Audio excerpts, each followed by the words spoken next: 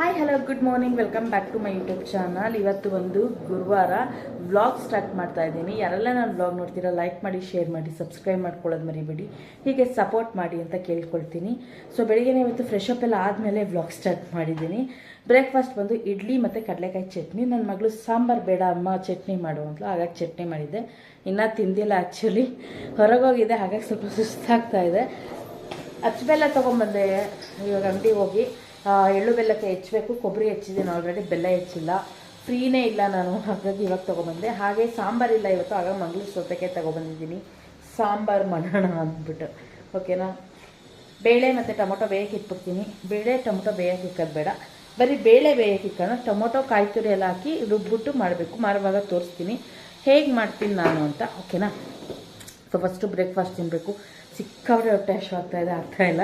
So ನನ್ನ ಮಗ ನೋಡಿ ತಿನ್ನಿ, ಹಾಯ್ ಮಾಡಿ ಎಲ್ಲರಿಗೂ. ಓಹೋ, ಎಲ್ಲ ತಂದ್ಬಿಟ್ಟ ಇವನು. ಗಾಡಿ ಓಡಿಸ್ತಾ ಇದ್ದಾನಂತೆ. ಗಾಡಿ ಇವಾಗ ತಂದ್ರ? ಹೌದಾ? ಎಷ್ಟು ಮಾತಾಡ್ತಾನೆ ಗೊತ್ತಾ, ಈ ನಡುವೆ ಮಾತು ಸಿಕ್ಕಾಬಿಟ್ಟೆ ಬಂದ್ಬಿಟ್ಟಿದೆ. ಗಜ ಗಜ ಅಂತ ಮಾತಾಡ್ತಾ ಇರ್ತಾನೆ. ಸೊ ಇವಾಗ ಬೇಳೆನ ಬೇಕಿರ್ತೀನಿ, ಟೊಮೊಟೊನ ರುಬ್ಬಕ್ಕೆ ಹಾಕ್ತೀನಿ, ಚೆನ್ನಾಗಿರುತ್ತೆ. ಅಪ್ಪ ನಿಜ ಬೆಳಗ್ಗೆ ಎಷ್ಟು ಟೈಮ್ ಇದ್ರೂ ಸಾಕಾಗೋದಿಲ್ಲ. ಕೆಲಸ ಮಾಡ್ತಾನೆ ಇದ್ದೀನಿ, ಮುಗಿತಾ ಇಲ್ಲ.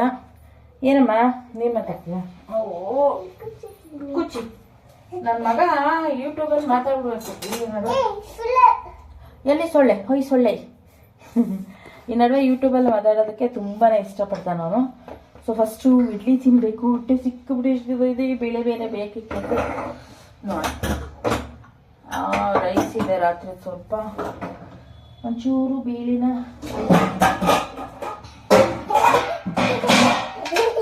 ಇವತ್ತೇನಂದ್ರೆ ಇಡ್ಲಿ ಮಾಡಿದ್ದೀನಲ್ವಾ, ಇಡ್ಲಿ ಚಟ್ನಿ ಮಾಡಿದ್ದೀನಿ, ಇಡ್ಲಿ ಸಾಂಬಾರು ಮಾಡಿಲ್ಲ. ಅಂದ್ರೂ ಇಡ್ಲಿ ಸಾಂಬಾರು ಮಾಡಿದ್ರೆ ಊಟಕ್ಕೆ ಅನ್ನಕ್ಕೆ ಹಾಕೊಂಡು ತಿನ್ನೋಕ್ಕೆ ಚೆನ್ನಾಗಿರಲ್ಲ, ಅದೊಂಥರ ಅನ್ಸುತ್ತೆ. ಸೊ ಹಾಗಾಗಿ ಇವತ್ತು ಸಾಂಬಾರು ಇಲ್ಲದೆ ಅದಕ್ಕೆ ಸಾಂಬಾರು ಮಾಡ್ಕೊಂಡ್ಬಿಟ್ರೆ, ಸುಮ್ಮನೆ ಇರೋ ತಿನ್ನೋ, ಸಾಂಬಾರು ಮಾಡ್ಕೊಂಬಿಟ್ರೆ ಬೆಸ್ಟು. ಇಲ್ಲಾಂದರೆ ಇದ್ದಕ್ಕಿದ್ದಾಗೆ ಹೊಟ್ಟೆ ಹಸಿವಾಗ್ಬಿಡುತ್ತೆ. ಅದರಲ್ಲೂ ಇಡ್ಲಿ ತಿಂದ್ರಂತೂ ನೋಡಿ, ನನ್ನ ಫೋನು ಬಿದ್ದೋಯ್ತು.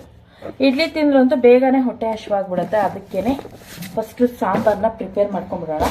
ಬೇಳೆ ಕೂಗಕ್ಕೆ ಇಟ್ಬಿಟ್ಟು ನನ್ನ ಪಾಳೆ ನಾನು ಟಿಫನ್ ಮಾಡಿಕೊಂಡ್ರೆ ಅದ್ರ ಪಾಡಲ್ಲ ಅದು ಕೂಗುತ್ತೆ.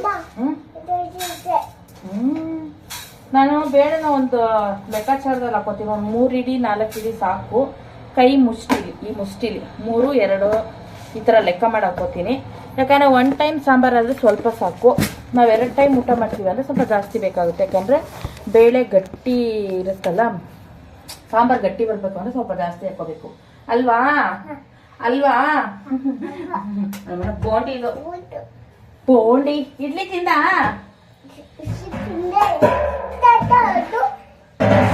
ಎಲ್ಲಿ ತಿಂದೆ? ಒಂದೇ ಇಡ್ಲಿ ತಿಂದಿದ್ದು, ಬೇಳೆ. ಅದು ಸಾಂಬಾರ್ಗೆ ಬೇಳೆ ಕೂಗಕ್ಕೆ ಇಟ್ಬಿಡೋಣ. ಅದ್ರ ಪಾಡಿಗೆ ಅದು ಕುಕ್ಕತ್ತಾ ಇರುತ್ತೆ, ಕುಯ್ ಕುಯ್ ಕುಯ್ ಅಂತ. ಕುಕ್ಕರ್ ಹೆಂಗ್ ಕೂಗೋದು? ಕುಕ್ಕರ್ ಹೆಂಗ್ ಕೂಗುತ್ತಮ್ಮ? ಹಿಂಗೆಲ್ಲ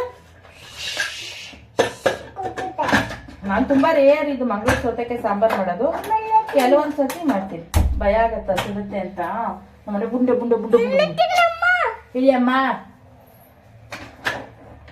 ಸೊ ಇವಾಗ ಬೇಳೆ ಅದ್ರ ಪಡಗ ಕೂಗಿ ತಂಪಡ ನಾವು ಇಡ್ಲಿ ತಿನ್ನೋಣ. ಬಿಸಿ ಬಿಸಿ ಇಡ್ಲಿ ಆರೋಗಿದೆ ಅಂದರೆ ಇದರಲ್ಲೇ ಇಟ್ಟಿರ್ತೀನಿ, ಸ್ವಲ್ಪ ಬಿಸಿ ಇರುತ್ತೆ ಅಂದ್ಬಿಟ್ಟು. ಸೊ ಎಷ್ಟು ಬೇಕು ಅಷ್ಟೇ ಮಾಡ್ಕೊಂಡಿರ್ತೀನಿ ಇಡ್ಲಿ. ಸುಮ್ಮನೆ ಜಾಸ್ತಿ ಮಾಡಿದ್ರೆ ನಮ್ಮಲ್ಲಿ ತಿನ್ನೋಣ, ಬಿಸಾಕಬೇಕು. ಸೊ ಬಿಸಿ ಬಿಸಿ ಇಡ್ಲಿ ಕಡಲೆಕಾಯಿ ಬೀಜದ ಚಟ್ನಿ ತಿನ್ನೋಣ ಬನ್ನಿ. ಎಮ್ಮಿ ಟಿಫನ್. ಇಡ್ಲಿಗೂ ಕಡಲೆಕಾಯಿ ಬೀಜದ ಚಟ್ನಿಗೂ ಬೆಸ್ಟ್ ಕಾಂಬಿನೇಷನ್, ಸೂಪರ್ ಆಗಿರುತ್ತೆ. ನಿಮ್ಗೆ ಯಾವ ಫ್ಲೇವರ್ ಚಟ್ನಿ ಇಷ್ಟ ಅಂತ ಹೇಳಿ. ನಮಗೊಂದು ಕಡಲೆಕಾಯಿ ಬೀಜದ ಚಟ್ನಿ ಅಂದರೆ ತುಂಬ ಇಷ್ಟ. ಎಮ್ಮಿ ನನ್ನ ಮಗ ನೋಡಿ ಫ್ರೆಂಡ್ಸ್. ಇವಾಗ ಮಂಗಳೂರು ಸೌತೆಕಾಯಿ ಸಾಂಬಾರು ಮಾಡೋಕ್ಕೆ ಕಾಯಿ ತುರಿ ಮತ್ತು ಖಾರದ ಪುಡಿ, ಟೊಮೆಟೊ ಒಂದು 3 ಹಾಕ್ಕೊಂಡು ಫೈನಾಗಿ ಪೇಸ್ಟ್ ಮಾಡ್ಕೊಂಡಿದ್ದೀನಿ. ಇಲ್ಲಿ ಬಂದು ಬೇಳೆ ಚೆನ್ನಾಗಿ ಬೆಂದಿದೆ. ಇವಾಗ ಹುಣಸೆ ಹಣ್ಣಿನ ರಸನ ಹಾಕ್ಕೊಂಡಿದ್ದೀನಿ ಸ್ವಲ್ಪ. ಇವಾಗ ಮಂಗಳೂರು ಸೌತೆಕಾಯಿನ ಕಟ್ ಮಾಡಿ ಹಾಕ್ಕೊಂಡಿದ್ದೀನಿ. ಇದು ಹಾಕ್ಬಿಟ್ಟು ಇದನ್ನು ಇವಾಗ ಅಣಸೋಣ. ಮತ್ತು ಬೇಳೆನ ನಾನು 3 ವಿಜಿಲ್ ಬರ್ಸ್ಕೊಂಡಿದ್ದೀನಿ, ಅದಕ್ಕೇ ಹಾಕ್ಕೊಂಡಿದ್ದೀನಿ ತರಕಾರಿ.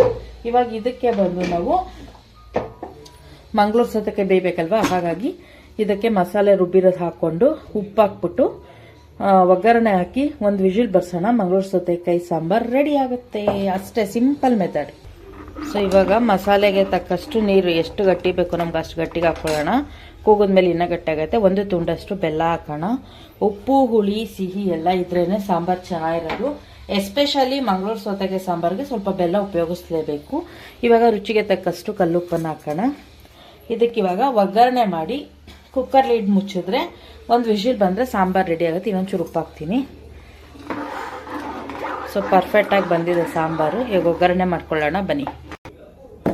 ಸೊ ಈ ಸಾಂಬಾರಿಗೆ ನಾವು ಬಂದು ಎಂಥದ್ದು ಈರುಳ್ಳಿ, ಬೆಳ್ಳುಳ್ಳಿ ನಾನು ಯೂಸ್ ಮಾಡಲ್ಲ ಮಂಗಳೂರು ಸೌತೆಕಾಯಿ ಸಾಂಬಾರಿಗೆ. ಮಾಮೂಲಿ ಸಾಸಿವೆ, ಕರಿಬೇವು, ಹಿಂಗು ಮತ್ತು ಒಣಮೆಣಸಿನ್ಕಾಯಿ ಇದಿಷ್ಟನ್ನ ಒಗ್ಗರಣೆಗೆ ಹಾಕ್ತೀನಿ ಅಷ್ಟೇ.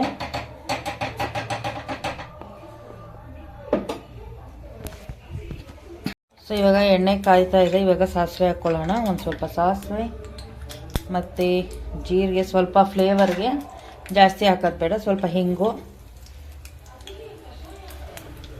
ಸ್ವಲ್ಪ ಹಾಕ್ಕೊಂಡಿದ್ದೀನಿ. ಮತ್ತು ಇವಾಗ ಒಣಮೆಣ್ಸಿಕಾಯಿ, ಒಂದು ಸ್ವಲ್ಪ ಕರಿಬೇವು ಹಾಕ್ಕೊಂಡಿದ್ದೀನಿ.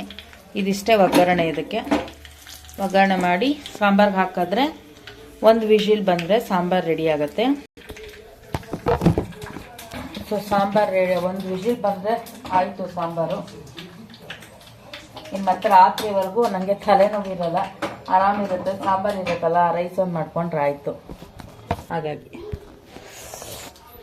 ಇವಾಗ ಇದಕ್ಕೆ ಒಗ್ಗರಣೆನ ಹಿಂಗೆ ಹಾಕಿ ಹಿಂಗೆ ಚಟಪಟ ಅಂದ್ರೇ ಮಜಾ. ಇದನ್ನು ಹೀಗೆ ಮಾಡಬೇಕು. ಈಗ ಹಿಂಗೆ ಮಾಡಿದ್ರೇ ಅದಕ್ಕೊಂದು ಗತ್ತು ಸಾಂಬಾರಿಗೆ. ಹಿಂಗೆ ಚುರು ಚುರು ಚುರು ಅಂದರೆ ಒಗ್ಗರಣೆ ಚೆನ್ನಾಗಾಗಿದೆ ಅಂತ. ಓಕೆನಾ? ನೀಟಾಗಿ ಮಿಕ್ಸ್ ಮಾಡಿ ಮುಚ್ಚಿಟ್ಬಿಡೋಣ. ಉಪ್ಪು, ಹುಳಿ, ಖಾರ, ಸಿಹಿ ಎಲ್ಲ ಹಾಕ್ಬಿಟ್ಟಿದ್ದೀನಿ. ತುಂಬ ಚೆನ್ನಾಗಿರುತ್ತೆ ಮಂಗಳೂರು ಸೌತೆಕಾಯಿ ಸಾಂಬಾರು. ಬಟ್ ರೇರ್ ಮಾಡೋದು, ಯಾವಾಗಲೂ ಒಂದು ಸತಿ ಮಾಡಿದ್ರೆ ಇಷ್ಟಪಟ್ಟು ತಿಂತಾರೆ, ಯಾವಾಗಲೂ ಮಾಡಿದ್ರೆ ಇಷ್ಟಪಟ್ಟು ತಿನ್ನಲ್ಲ. ಓಕೆನಾ? ಯಾಕೆ ಅಂದರೆ ಬ್ರಾಹ್ಮಿನ್ಸ್ಗಾದರೆ ತುಂಬ ಇಷ್ಟ ಆಗುತ್ತೆ ಈ ಥರ ಸಾಂಬಾರುಗಳು. ನಮ್ಮಲ್ಲಿ ಸ್ವಲ್ಪ ರೇರೆ, ಕೆಲವೊಂದು ಸತಿ ಮಾತ್ರ ಅಡ್ಜಸ್ಟ್ ಮಾಡ್ಕೊಂಡು ಇಷ್ಟಪಟ್ಕೊಂಡು ತಿಂತಾರೆ. ಸೊ ಮುಚ್ಚಳ. ಸೊ ಕಾಯಿ ಅಷ್ಟೇ ಸ್ವಲ್ಪ ಹಾಕೋಬೇಕು, ಜಾಸ್ತಿ ಪ್ರಮಾಣದಲ್ಲಿ ಹಾಕೋಬಾರ್ದು. ಗಟ್ಟಿ ಜಾಸ್ತಿ ಆದರೆ ಟೇಸ್ಟ್ ಇರಲ್ಲ.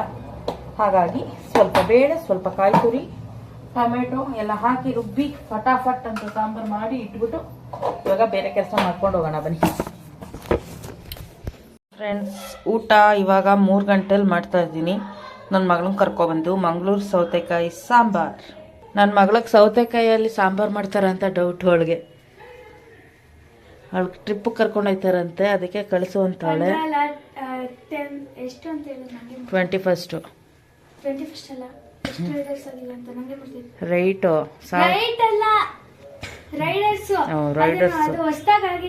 ತಲೆ. ನಿನ್ನೇನು ಕಳ್ಸಲ್ಲ ಬಿಡು. ಹೊಸತಿನ ನೀನು ಮಿಸ್ ಮಾತು ಕೇಳ್ದೆ ಬಿದ್ದು ಬಂದಿದ್ಯಾ?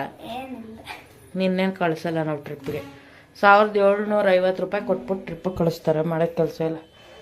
175 ರೂಪಾಯಿ ಇದ್ರೆ ಕಳಿಸ್ತಿದ್ದೆ. 1750 ರೂಪಾಯಿ.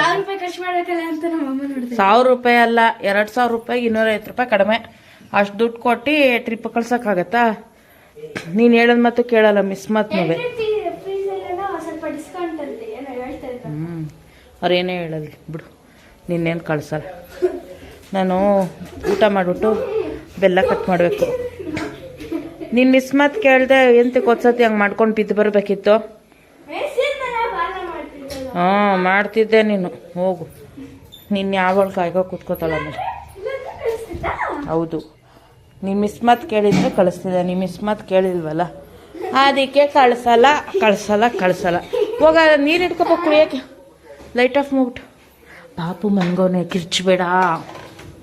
ಎಳ್ಳು ಬೆಲ್ಲಕ್ಕೆ ಬೆಲ್ಲವನ್ನು ಕಟ್ ಮಾಡ್ತಾ ಇದ್ದೀನಿ. ಚಿತ್ರಾನ್ನ ಆಗ್ಬಿಟ್ಟಿದ್ದೆ ನೋಡಿ. ಇದಿಷ್ಟೇ ಕರೆಕ್ಟಾಗಿ ಬಂದಿರೋದಿದೆಲ್ಲ. ಚಿತ್ರಾನ್ನ ಸರಿ ಮಾಡಬೇಕು ಇವಾಗ. ನೀ ಯಾಕೋ ಮಧ್ಯ ಬಂದೆ? ನಮ್ಮ ಸೈಡ್ ಕೊಡೆ.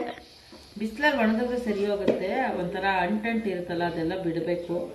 ಒಂದು ದಿವಸ ಬಿಸಿಲಾಗಿಟ್ರೆ ಸಾಕು. ಆಮೇಲೆ ಪುಡಿ ಇರೋದನ್ನೆಲ್ಲ ಮಾಮೂಲಿ ಅಡುಗೆಗೆ ಅದಕ್ಕೆ ಇದಕ್ಕೆ ಬಳಸ್ಕೋಬೋದು. ಹಚ್ಚಂಗಿರೋದನ್ನು ಮಿಕ್ಸ್ ಮಾಡ್ಕೊಂಡ್ರೆ ಆಯಿತು. ಬೆಲ್ಲ ಏನು ಜಾಸ್ತಿ ಬೇಡ, ಸ್ವಲ್ಪನೇ ಸಾಕು. ಜಾಸ್ತಿ ಸಿಹಿಯಾದ್ರೂ ತಿನ್ನೋಕ್ಕಾಗಲ್ಲ, ಕಡಲೆಕಾಯಿ ಬೀಜ ಎಲ್ಲ ಇರುತ್ತಲ್ಲ, ಹಾಗಾಗಿ.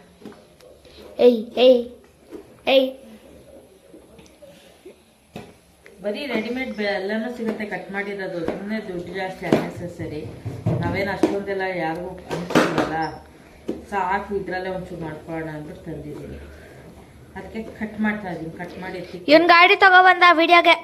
ಹಾ ನೋಡ್ಬಿಟ್ಟು ಪೀಸ್ ಎಂತದ ಪಿಜ್ಜಾ ಅದು ಚೀಸ್ ಬಾಲ್ಸು ಮತ್ತು ವೆಜ್ ವಿಂಗ್ಸ್ ಎಲ್ಲ ಖಾಲಿ ಆಯಿತು. ಇವಾಗ ಲಾಸ್ಟ್ ಪೊಟ್ಯಾಟೋದು ಒಂದೇ ಉಳ್ಕೊಂಡಿರೋದು. ಸೊ ಪೊಟ್ಯಾಟೋ ಸ್ಟಾರ್ಸ್ ಫ್ರಿಜ್ ಬಾಗ್ಲು ಯಾರು ಹಾಕ್ತಾರೆ? ಇಬ್ರು ತೆಗೆದ್ಬಿಟ್ಟು ಬಂದಿದ್ದೀರಲ್ಲ.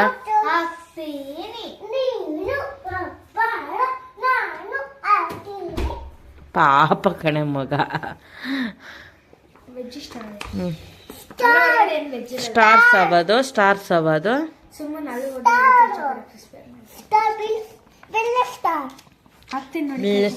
ಅದ್ರ ಮೇಲೆ ಹಾಕ್ಬೇಡ. ಇವ್ನು ನೋಡ್ರಿ ಹಾಸ್ಕೊಂಡು ಬೆಡ್ಶೀಟ್ನೆಲ್ಲ ಹೇಗೆ ತುಳಿತಾ ಬಿದ್ದವನೇ ನನ್ನ ಮಗ ಅಂತ. ಹಾ ಅಯ್ಯಪ್ಪ